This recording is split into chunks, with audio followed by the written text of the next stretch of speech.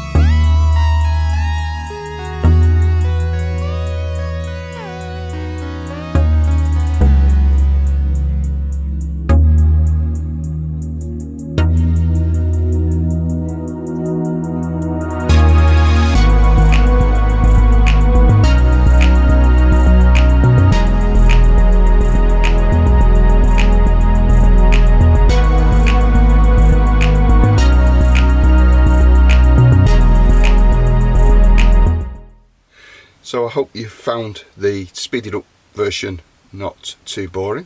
You can always slow it down in YouTube if you wish to watch in a little bit more detail. So we now have our markings on the port side. Just got some stenciled data off the kit sheet to add. So it might be a good opportunity while I add the decal to the starboard wing just to have a chat about decals and their application. So what is a decal? Well, a decal's a water slide transfer in most cases. It's an image that's printed onto an adhesive backing and then covered in a varnish, either matte, semi-matte or gloss, just to hold that image in place. And then it's released from its paper carrier with submersion in water, and that then allows the whole image to be transferred onto the model surface. To help that decal stick and remain in place and go around any surface details such as raised panel lines, rivet detail or indeed engraved panel lines, then we can employ decal setting solutions. There's various on the market, so most manufacturers do one. Tamiya Markfit, Mr. Hobby, Softer and Setter, probably the most well known, Microset and Sol, and Deco Red, and they do that in 3 strengths: red, yellow and green. So what do? Well, basically they soften and eat into the decal, which then allows it to be drawn into the model surface, and then it sets. So there are all various strengths. Some work better than others with other brands of decals, so it's always worth having a few in your arsenal. If one doesn't work, then try another. And just as a word of caution, some of the stronger ones could actually destroy images and decals, so it's worth trying them on a spare one that you're not going to use before you apply it to your model. So let's have a look at how we're going to apply this decal to our Warhawk.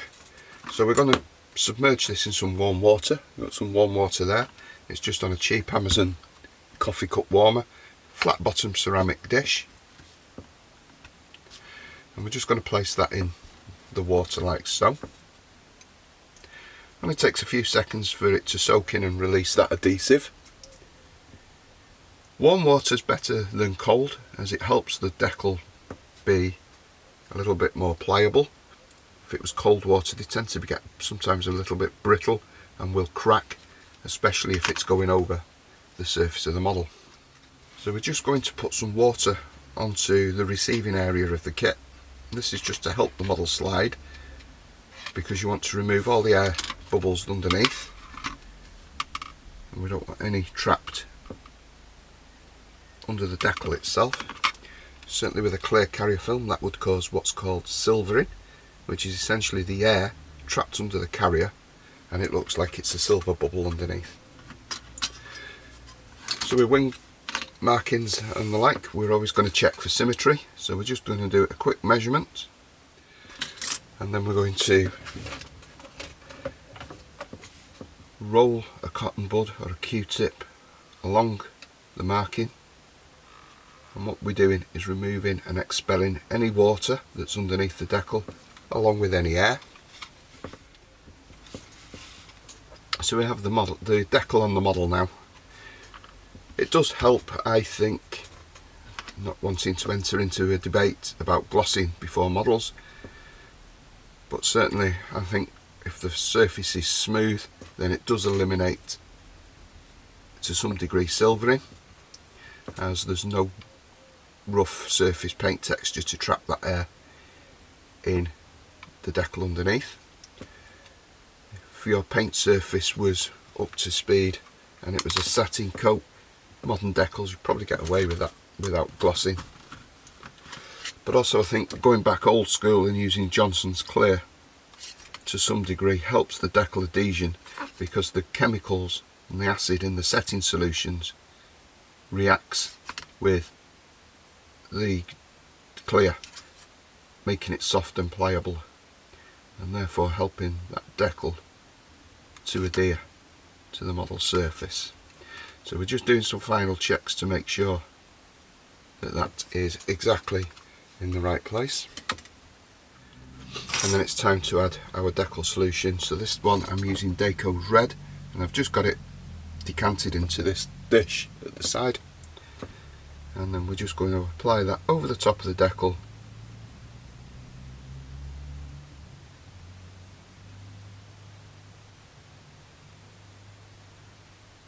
and we're going to leave it there now to dry. So we've now got all the decals on the model, and that draws a conclusion to that section of the build. So as you can see, they've all gone down really quite nicely, with the panel lines going through the markings, if you can see that, thanks to those setting solutions. So we've got the markings on the port side and on the starboard side, and we've got the RAF National insignia underneath the wings. So let's move on with the build and start getting this one finished, and we're going to start by getting the propeller and the undercarriage on the model. I have checked the fit of the canopy and it's been deemed good enough to add at the end. So the undercarriage that we painted up in earlier sections of the video have now been added to the model. They are really quite straightforward, plug and play holes with some small actuator arms, and then the outer undercarriage bay doors added to the front and the rear.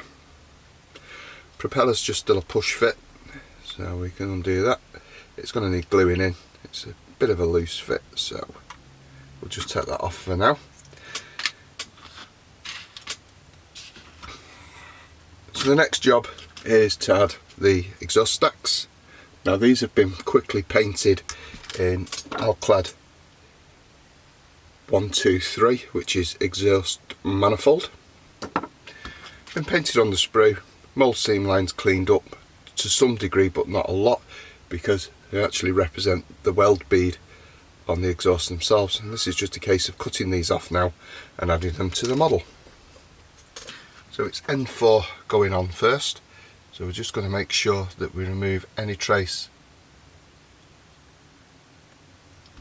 of the attachment point, and we're just going to give that a bit of a sand down just to make sure it's flat, so when it sits in its recess it sits perfectly.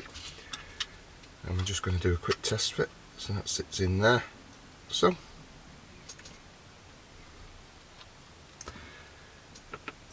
we're going to use Tamiya white top because because it just gives us that little bit of extra working time.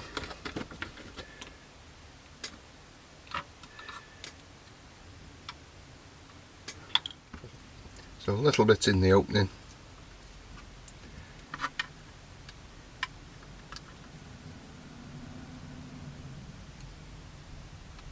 and in the part goes.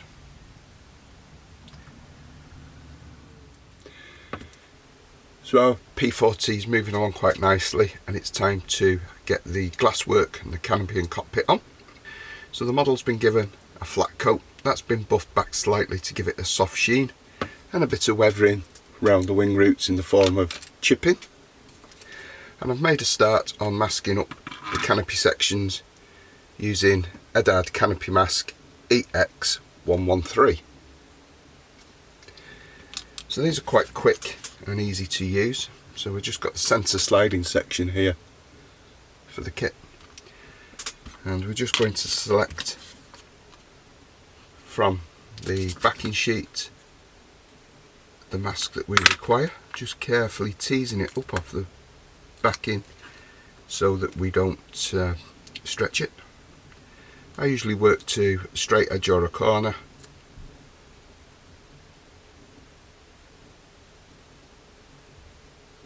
Just making sure everything lines up as advertised.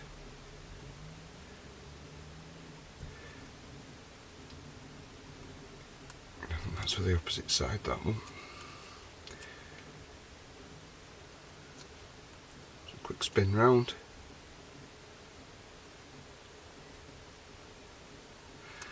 So if you're removing these masks carefully, then potentially you could reuse them.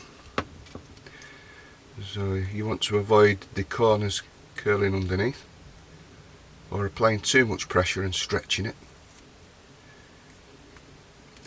So we'll just change our plan with this one, and we'll go with this straight edge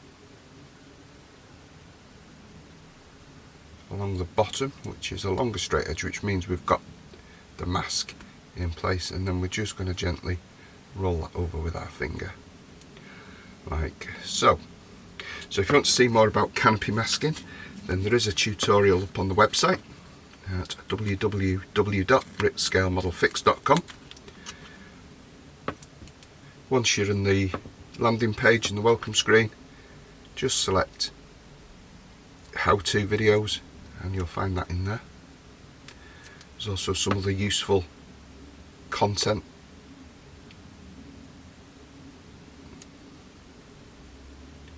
Again, just lining that up with that long one and rolling it over for perfect masks. So with the Edad set, you do get some wheel masks as well, and like we said, Hobby 2000 do include masks in their kit,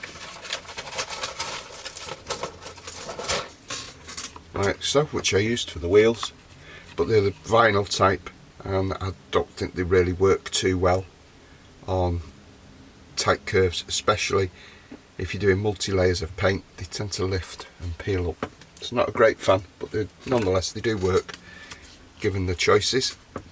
The Edad ones, basically Tamiya tape as we all know, and I've left those quite successfully on a model for a while. So the next step is to paint these now interior green, following the traditional method of painting down the interior colour first, then a black to make it light fast, then primer so it doesn't affect your top colours, and finally just spraying it all to match the surrounding paintwork. Now during the build we did successively check our cockpit fit, and it was deemed good enough to add at the end. So that's what we're going to do. So we're going to get the airbrush out now and we're going to get these painted. So we've got our canopy sections just mounted on clothes pegs.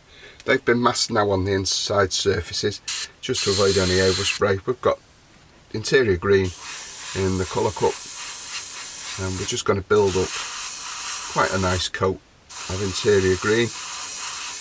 And the idea with this method is, as you look through the glass and you look into the cockpit, you can see the interior colour on the interior frames without having to go to great detail and mask the inner surfaces.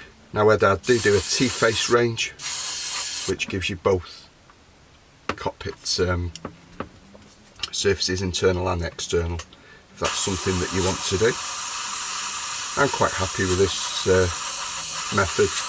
If it was a major project or something that I was entering in a competition or something like that, then perhaps I'd go the extra. But for me, the extra work's maybe not worth it.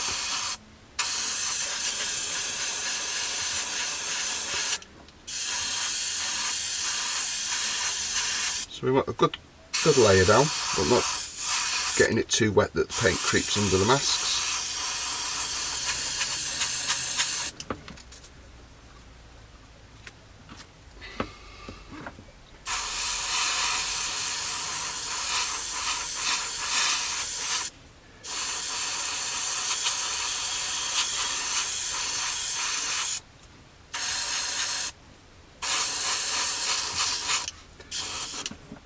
There we go, so that's stage one.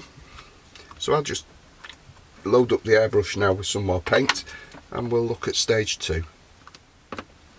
So in stage two we're using the same manufacturer's paint so we don't get any reaction, and we're using Guns Tyre Black, and we're just going to build up a nice coat over the green.